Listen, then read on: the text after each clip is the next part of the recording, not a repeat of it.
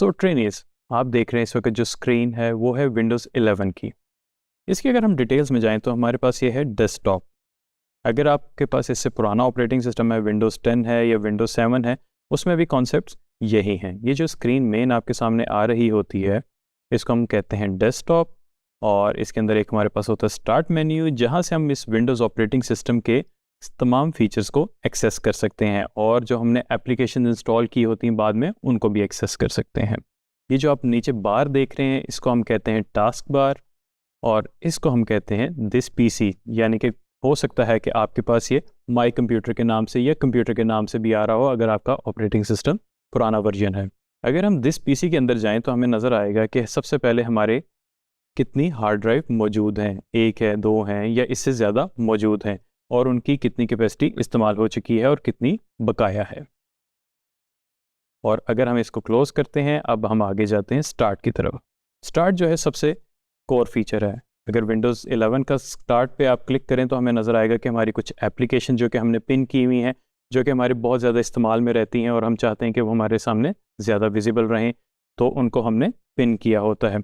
उसके अलावा अगर आप अपनी तमाम एप्लीकेशंस को एक्सेस करना चाहें, ऑल पे क्लिक करें और ऑल पे आप देखेंगे जो जो एप्लीकेशंस आपने जब भी इंस्टॉल की हैं वो आपके पास एक बहुत बड़ी लिस्ट आ जाएगी जो जो आपके इस्तेमाल में हैं। अगर हम रेकमेंडेड वाले सेक्शन में जाएं तो इसके अंदर वो तमाम फाइल्स और एप्लीकेशंस आएंगी जो आपने रिसेंटली अपडेट या इंस्टॉल या एक्सेस किया होगा। उसके अलावा अगर हम इस साइट पे देखें तो ये हमारे है टास्क बार। टास्क बार के अंदर हमारे पास बहुत सारी ऑप्शंस होती हैं। कुछ एप्लीकेशन जो कि हमारी इंस्टॉल्ड होती हैं और बैकग्राउंड में रन हो रही होती हैं वो यहाँ पे आएंगी आपके पास। उसके अलावा आपकी अगर लैंग्वेज, अगर आप मल्टीपल कीबोर्ड इस्तेमाल करना चाहते हैं, मिसाल के तौर पे आप उर्दू में लिखना चाह रहे हैं, साथ इंग्लिश में भी लिखते हैं, तो यहाँ पे आपके पास ऑप्शंस आ जाएंगी कि आप कि जो जो लैंग्वेजेस आपने एनेबल की होंगी सिस्टम में उनको भी आप यहाँ पे चेंज कर सकते हैं ऑन वेल। उसके अलावा अगर आप देखेंगे तो यहाँ पे आपके पास काफ़ी सारी कन्फिग्रेशन के शॉर्टकट मेन्यूज आएंगे, जिसके अंदर हमारे पास वाईफाई से कनेक्ट करना, ब्लूटूथ से कनेक्ट करना, उसके अलावा हमारा फ़्लाइट मोड पे जाना। अगर लैपटॉप है, क्योंकि मैं लैपटॉप यूज़ कर रहा हूँ, तो यहाँ पे फ़्लाइट मोड भी आ रहा है। उसके अलावा एक्सेसिबिलिटी, नाइट लाइट, हॉटस्पॉट और भी बहुत सारे फीचर्स होते हैं। लेकिन इस वक्त जो हम जिन फीचर्स पे बात करेंगे वो ज़्यादा ज़रूरी हैं। एक तो आपका ऑडियो, जिसको आप अपना वॉल्यूम कम और ज़्यादा कर सकते हैं। उसके अलावा डिस्प्ले ब्राइटनेस जो कि आपको नॉर्मली लैपटॉप्स में अवेलेबल होती है, जिसको कम और ज़्यादा करके आप अपनी डिस्प्ले ब्राइटनेस एडजस्ट कर सकते हैं। और ये सबसे कोने में अगर आप देखें तो एक आपके पास बेल आइकॉन है, ये नोटिफिकेशन है। ये तमाम नोटिफिकेशन है जो कि आपकी विंडोज़ में आपकी टाइम टू टाइम आ रही होंगी, और इसके अलावा यहाँ पे आपका कैलेंडर भी आपको अवेलेबल होगा, जिसमें हम अपनी नोटिफिकेशंस को कम या ज़्यादा कर सकते हैं ज़रूरत के मुताबिक। और हम अपने कैलेंडर को भी एक्सपेंड कर सकते हैं ज़रूरत के मुताबिक। यहाँ पे आप एक फोकस का देख रहे होंगे, 30 मिनट फोकस। इसका मतलब होगा कि अगर मैं इसको फोकस को स्टार्ट कर दूंगा तो अगले 30 मिनट तक मुझे किसी किस्म का नोटिफिकेशन नहीं आएगा, जिससे मेरे किसी भी किस्म की डिस्ट्रैक्शन पैदा हो काम में। अगर हम इस चीज़ के बारे में इक्वलेंट देखना चाहें अपने एंड्रॉयड या एप्पल मोबाइल के अंदर, तो हमारे पास एप्लीकेशन ड्रॉअर है। यानी कि हम उसको मोबाइल को स्लाइड डाउन करते हैं, हमारे पास ऑप्शंस आ जाती हैं। एग्जैक्टली यही चीज़ विंडोज़ वाली मैंने आपको दिखाई है। तो क्योंकि हम विंडोज़ को ही हमने कवर करना है, क्योंकि हमारी आगे सारी एप्लीकेशंस और हमारी सारी एक्सरसाइजेज विंडोज़ पे होंगी, तो हम इस पर ही फोकस करेंगे। अभी हम बात करते हैं कनेक्टिविटी की। जैसे कि हम अक्सर जिक्र करते हैं कि हमने वाईफाई से कनेक्ट होना है, तो हम वाईफाई से कनेक्ट कैसे होते हैं विंडोज़ में। अगर आप देखें तो यहाँ पे आपके पास सबसे पहले वाईफाई लिखा आ रहा होगा। मैंने फ़िलहाल ऑफ़ किया हुआ है एक्सरसाइज के लिए, लेकिन आप इसको सबसे पहले ऑन करते हैं, आपके पास अवेलेबल का साइन आ जाता है। इसके बाद इसको आप एक्सपैंड करते हैं, उसके बाद आपके पास एक लिस्ट आ जाती है तमाम वाईफाईज़ की जो कि आपके पास अवेलेबल हैं और आप उनमें से जिसके साथ कनेक्ट करना चाहते हैं। फ़िलहाल मैंने ये एक वाईफाई सेलेक्ट किया और मैंने इसके साथ कनेक्ट कर दिया। और ये आप नोटिस करेंगे इसमें थोड़ा सा टाइम लगता है, और जब ये कनेक्ट हो जाता है तो ये आपके पास कनेक्टेड लिखा आ जाएगा और ये मेरे पास इंटरनेट अब अवेलेबल है। अब मैं चाहूँ तो इंटरनेट को एक्सेस कर सकता हूँ। अब किसी भी एप्लीकेशन को एक्सेस करने के हमारे पास मुख्तलिफ तरीके होते हैं, जिनमें सबसे पहला जो मैं बता चुका हूँ, स्टार्ट पे क्लिक करके, या उसके बाद टास्क बार, या आप सर्च भी कर सकते हैं। फ़िलहाल हम एज ब्राउज़र को ओपन करेंगे। ये आपने देखा मेरे पास एज ब्राउज़र मेरा ओपन हो गया है।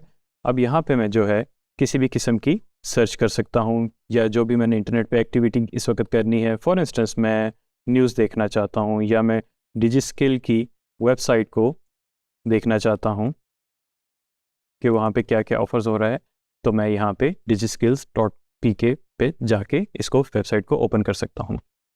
अब हम बात करते हैं दिस पीसी की। दिस पीसी पे पहले तो हम अंदर जाके देखा था कि हमारे पास कितनी ड्राइव्स मौजूद हैं। अब हम इस पर राइट क्लिक करेंगे और हमारे पास आएंगी प्रॉपर्टीज़ पे क्लिक करें।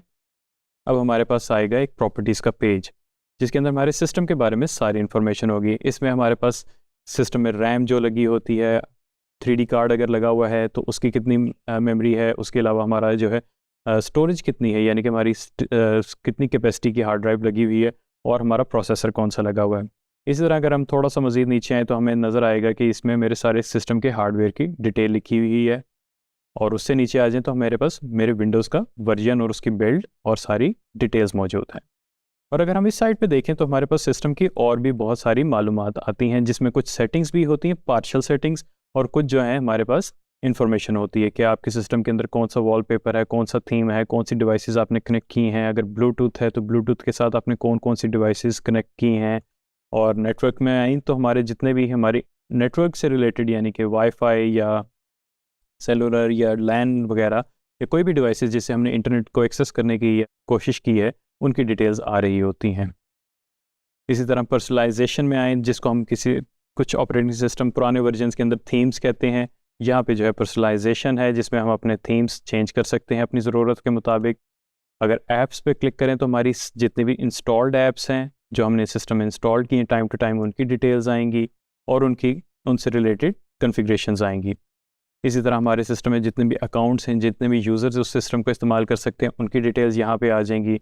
इसी तरह हमारे पास टाइम एंड डेट वगैरह आ जाएगी। फिर अगर हमने गेमिंग इस पे करते हैं तो गेमिंग से रिलेटेड ऑप्शंस आ जाएंगी। एक्सेसिबिलिटी उन लोगों के लिए है और बहुत इंपॉर्टेंट फीचर है जिनको सुनने में या देखने में थोड़ी सी दिक्कत होती है, तो ये उनके लिए है एक्सेसिबिलिटी का पेज। इसका फ़ायदा ये होता है कि अगर वो फ़ॉन्ट का साइज़ बड़ा करना चाहें या उनको हेयरिंग एड चाहिए तो वो आवाज़ ज़्यादा कर सकते हैं, जिससे उनकी प्रोडक्टिविटी में इजाफा होता है। उसके बाद प्राइवेसी एंड सिक्योरिटी है, जिसमें हमारे एंटीवायरस इंस्टॉल्ड जो होता है उसके बारे में तफसीलात होती हैं, क्या वो एक्टिव है कि नहीं एक्टिव है, और उसके अलावा सिक्योरिटी रिलेटेड इश्यूज़ होते हैं, सिक्योरिटी रिलेटेड चीज़ें बताई जाती हैं। और last not least Windows update, जो कि सबसे ज़्यादा इंपॉर्टेंट है। विंडोज़ अपडेट का मतलब है कि आपका ऑपरेटिंग सिस्टम क्या अप टू डेट है कि नहीं। अगर नहीं है तो इसको अभी अपडेट कर लें ताकि आप जो हैं फुली फीचर्ड अपना ऑपरेटिंग सिस्टम सिक्योरली यूज़ कर सकें। आइए अब देखते हैं, हमारे पास एक सिस्टम के अंदर एक है टास्क मैनेजर। विंडोज़ के हर ऑपरेटिंग सिस्टम जो भी वर्जन्स आए हैं उनके अंदर एक होता है टास्क मैनेजर, जिसका मकसद होता है कि जो सिस्टम के अंदर एप्लीकेशंस चल रही हैं या सर्विसेज चल रही हैं उनको हम देख सकें। उसका तरीका बहुत ही आसान है। अपने कीबोर्ड के ऊपर कंट्रोल शिफ्ट एस्केप का बटन दबा दें, वो आपके सामने ओपन हो जाएगा, या फिर विंडोज़ टास्क बार के ऊपर राइट क्लिक करके टास्क मैनेजर पे क्लिक कर दें और आप देखेंगे आपके सामने टास्क मैनेजर ओपन हो गया। और इसके अंदर जो जो एप्लीकेशन इस वक्त मेरे सिस्टम पे चल रही हैं उनकी डिटेल्स आपके सामने आना शुरू हो गई हैं। इनको हम कहते हैं प्रोसेसेस। इसका फ़ायदा ये होता है कि बाज़ औक़ात आपका कुछ ऐसा प्रोसेस चल रहा होता है जो कि आपका CPU या रैम बहुत ज़्यादा ले रहे होते हैं और वो अननेसेसरी ले रहे होते हैं, तो उनको आप क्लोज़ भी कर सकते हैं। मिसाल के तौर पे मैं अगर अपना एज ब्राउज़र क्लोज़ करना चाहता हूँ, मैं राइट क्लिक करके एंड टास्क पे क्लिक करूँगा और ये क्लोज़ हो जाएगा विदाउट एनी वार्निंग। लेकिन इसका अपना नुकसान भी हो सकता है, अगर आपने कोई चीज़ सेव नहीं की तो वो ज़ाया भी हो सकती है, वो हम मज़ीद देखेंगे। उसके अलावा अगर हम देखें तो इसकी परफॉर्मेंस आती है। परफॉर्मेंस के अंदर ये आपको बता रहा होता है कि आपका इस वक्त कितना CPU इस्तेमाल हो रहा है, कितनी रैम इस्तेमाल हो रही है, कितनी हार्ड ड्राइव जो है चल रही है, वाईफाई पे आपको क्या स्पीड आ रही है, अगर आपका ग्राफिक कार्ड लगा है उसकी कितनी यूटिलाइजेशन हो रही है, अगर लैन केबल लगी हुई है तो लैन के ऊपर इंटरनेट कितना आ रहा है। तो ये डायनामिक है, ये आपकी चेंज होती रहती है। उसके अलावा यहाँ पे ऐप हिस्ट्री है। इसके अंदर ये आपकी टोटल हिस्ट्री बता रहा होता है कि आपकी जितनी भी एप्लीकेशन इंस्टॉल हैं उन्होंने कितना CPU, कितना नेटवर्क अब तक इस्तेमाल कर लिया है डे 1 से, जब से वो इंस्टॉल हुई हैं।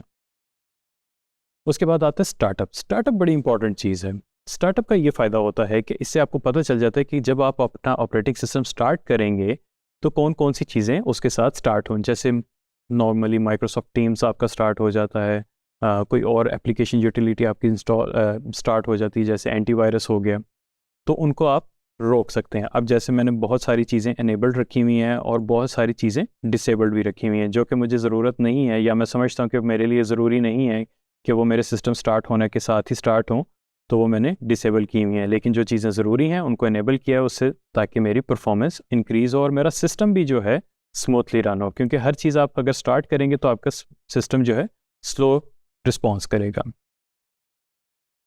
उसके अलावा हमारे पास यहाँ पे यूज़र्स की डिटेल आ गई कि जो भी आपका एक्टिव यूज़र है इस वक्त, उसके कौन कौन से प्रोसेसेस यूज़ हो रहे हैं। ये तब आपको इसका फ़ायदा होता है कि अगर आपके सिस्टम के अंदर मल्टीपल यूज़र साइन इन हुए हैं और उनके आप डिटेल्स यहाँ से चेक कर सकते हैं।